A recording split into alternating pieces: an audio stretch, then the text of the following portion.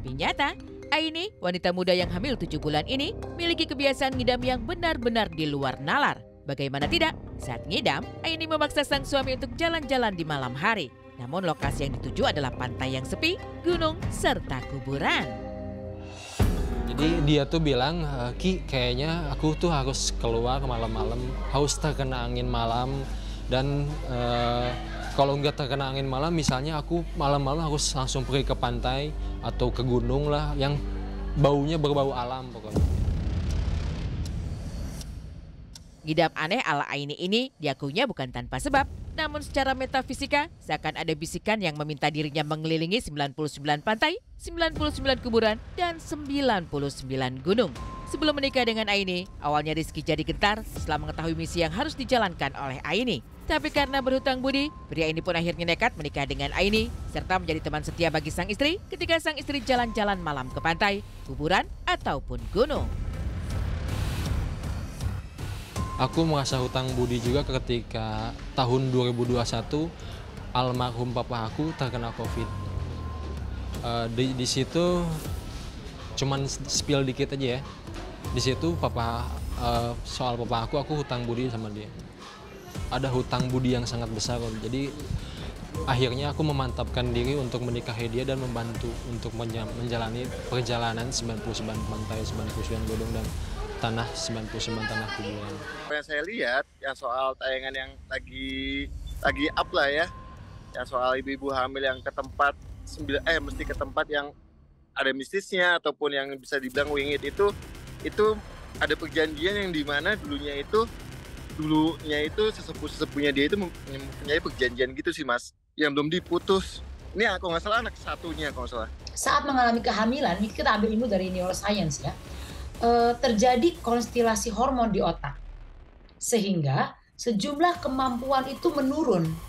Salah satunya adalah kemampuan kognitif.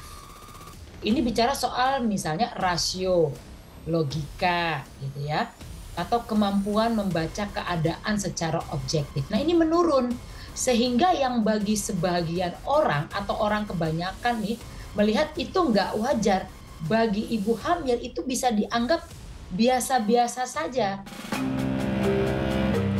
Namun diakui oleh Aini, kedekatan emosional dengan dunia metafisika sudah dialaminya sejak kecil, yaitu masih berusia 3 tahun. Tanda-tanda yang terjadi pada Aini pun beragam.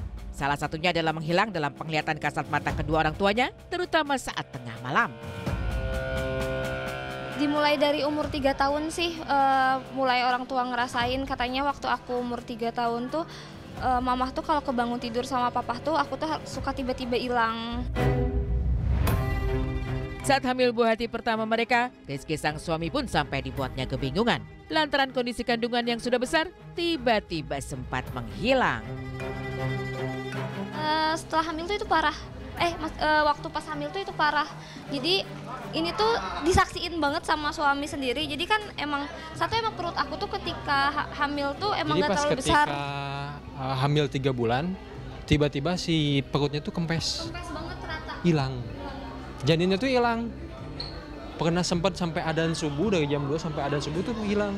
Kalau keinginan ngidamnya bukan berupa makanan atau minuman, berubah dengan kegiatan aneh, kemungkinan itu 1 memang bisa perubahan hormon, 2 karena proses pengalihan sesuatu yang ada di proses psikologis ibu sendiri.